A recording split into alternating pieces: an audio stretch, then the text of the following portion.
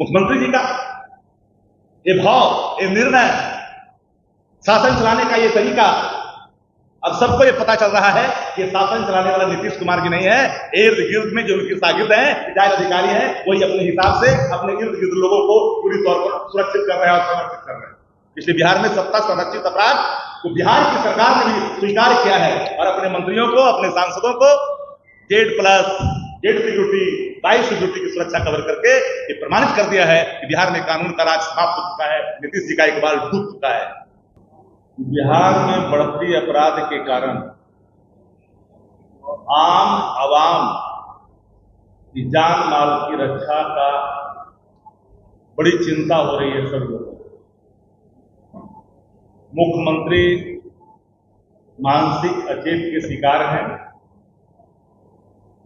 और शागिर्द जो इर्द गिर्द में है वो शासन चला रहे हैं। एक रिटायर्ड अधिकारी अपने मन के हिसाब से शासन में पदस्थापित कर जो दुकान चला रहा है, इससे बिहार का कोना कोना हर कोई अवगत है। बिहार की सरकार ने स्वीकार किया कि बिहार में अब कोई सुरक्षित नहीं है। प्रतिनिधि है, चाहे वो आम आदमी है, सत्ता प्रतिष्ठान से जुड़े लोग भी हैं। सरकार ने कल एक निर्णय लिया कि अपने मंत्री को, अपने गठबंधन के सांसद को बाई और जेड सिक्योरिटी के घेरे में लाया। लेसी सिंह जी को जेड सिक्योरिटी के घेरे में आया, रूढ़ी जी जेड सिक्योरिटी के घेरे में है, ललन जी जेड सिक्योरिटी के घेरे में है, संजय झा जेड सिक्योरिटी के घेरे में है। जिनको अल्पसंख्यक का, पिछड़ों का वोट नहीं चाहिए, उनको 22 सिक्योरिटी मिला है। जो नवादा से सांसद है उनको भी 22 सिक्योरिटी मिला है। सरकार ने स्वीकार कर लिया कि बिहार के अंदर अब जनप्रतिनिधि भी सुरक्षित नहीं है। सिर्फ ठाकुरों को भी मिला 22 सुरक्षा। हम जानना चाहते हैं पिछड़ा का बेटा श्रवण कुमार को क्यों नहीं, सुनील कुमार को क्यों नहीं, रत्नेश कदा को क्यों नहीं, ये जानना, जयंत कुशवाहा को क्यों नहीं।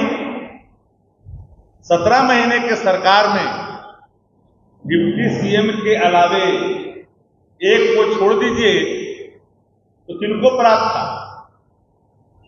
विपक्ष के जो नेता प्रतिपक्ष हैं बिहार में, तो सबसे बड़े दल के नेता हैं, बिहार का भ्रमण करते हैं, थ्रेट परसेप्शन है, बावजूद भी इन्हें जेड प्लस और जेड सुरक्षा नहीं है। यूं तो दोनों उप मुख्यमंत्रियों को पहले से ही बिहार में जेड प्लस सुरक्षा दिया गया है। बिहार का पुलिस महकमा और गृह मंत्रालय ने जो मानक दिया है कि एक बड़े चुनाव के बाद उस इलाके में लेसी सिंह को खतरा उत्पन्न हो गया है।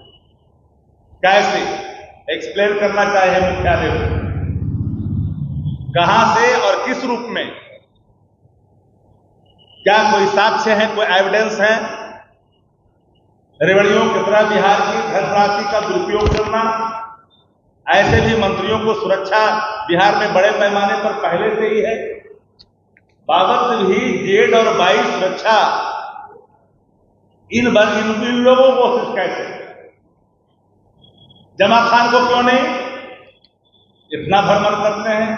जो चुनाव जीतने के बाद अभी तक 5 बार भी आदान प्रदान अपने क्षेत्रों में आना जाना जिन लोगों का नहीं रहा है, उन्हें भी 22 प्लस।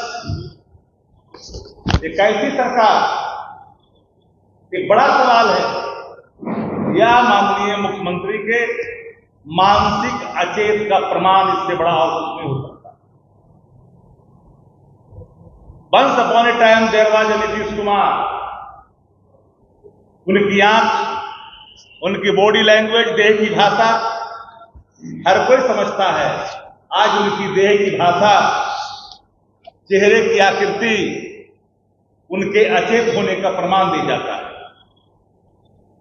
कई हमारे पत्रकार साथी ने भी उस पर अपनी मिमिक्री कर डाली है, हम उस पर जाना नहीं चाहते। यही हाजीपुर में जनप्रतिनिधि सुरक्षा की मांग करता रहा, जहां कल नेता प्रतिपक्ष तेजस्वी जी गए थे मिलने के लिए उन परिवारों से, पीड़ित परिवारों से। अब सोया हुआ व्यक्ति भी सुरक्षित नहीं है। वो घर में सोया हुआ था,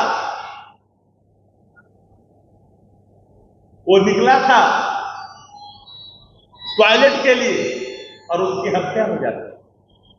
शासन को पहले से पता है, सूचनार्थ है कि सुरक्षा का इंतजाम कराइए, हमको खतरा है। उसके लिए सुरक्षा नहीं है। जिनको सुरक्षा कवर पहले से ही प्राप्त है उनको और सुरक्षा कवर करने की जरूरत समझी बिहार की सरकार ने, और इस तरह रेवड़ियों की तरह Z+ Z सिक्योरिटी, Y+ और Y सुरक्षा बिहार में प्रदान की जाती है। जो लगातार अपराधियों के खिलाफ बोलता है, वो लगातार दिखता है पुलिस हेडक्वार्टर को, नहीं सुना जाता है कि उसका संबंध विपक्ष से है, वो सत्ता प्रतिष्ठान से जुड़ा हुआ नहीं है। इसलिए मेरा मानना है कि बिहार के अंदर हर कोई पत्रकार सुरक्षित है क्या? पत्रकार की हत्या हो रही है, पत्रकार पीटे जा रहे हैं। जिस तरह से पुलिस की बर्बरता, पुलिस की लाठियां निहत्थे लोगों पर देखी गई, कल टेलीविजन स्क्रीन पर मीडिया के साथियों ने दिखाया फुटेज को, एक अचेत शासक के बासीपन का ये प्रमाण है। इससे ज्यादा प्रमाण की आवश्यकता अचेतता का नहीं हो सकता है। इसलिए मैं बार बार कहता हूं कि पुलिस महकमा की सुनी नहीं जाती, पुलिस हेडक्वार्टर की एकदम नहीं सुनी जाती। ADG rank, DG rank, IG rank के अधिकारी मुंशी की तरह काम करते हैं रिटायर्ड अधिकारी के इशारों। और यही कारण है कि बिहार का कोना कोना, चप्पा चप्पा, हर जगह एक मातम के साए दिखते हैं, जहां सिर्फ ग्राम दिखता है, गमगीन साए दिखते हैं। हर पथ पर जाते हैं, पता चलता है कि अपराधियों के गोलियों के शिकार हो गए। पुलिस की मर्दानगी कहां दिख रही है? निहत्थे पर। अपराधियों के सामने घुटना टेक दे रही है, और सुरक्षा उनको दिया जा रहा है जो खुद बूथ लूटने के माहिर हैं, खुद जिनके बारे में पिछले पार्लियामेंट में के चुनाव में, जिन पर हम समझते हैं कि सब कोई जानते हैं, नाम बताने की आवश्यकता नहीं। इसलिए एक बड़ा सवाल कि सिर्फ इन्हीं लोगों को YZ सुरक्षा क्यों? जयंत कुशवाहा को क्यों नहीं? जमा खान को क्यों नहीं? सरवन कुमार को क्यों नहीं? रत्नेश सभा को क्यों नहीं? जानना चाहते मुख्यमंत्री जी से। अब समाजवाद का वो चोला पहन करके अचेत अवस्था में उन्हें विश्राम मुद्रा में रहेंगे, और बिहार के चारों तरफ के जो सत्ता संरक्षण में फलते और फूलने वाले, जिनकी अपराध जगत से पुराना नाता है, सरोकार है।